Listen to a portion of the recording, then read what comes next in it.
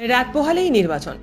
জাতীয় নির্বাচন কমিশনের সূচি অনুযায়ী 26শে এপ্রিল রায়গঞ্জ লোকসভা কেন্দ্র নির্বাচনের উদ্দেশ্যে সকাল থেকেই রায়গঞ্জ পলিটেকনিক কলেজে পোলিং অফিসাররা আসতে শুরু করেছেন। ডিসিআরসিতে ভোট কর্মী এবং নির্বাচন কমিশনের অফিসাররা রয়েছেন।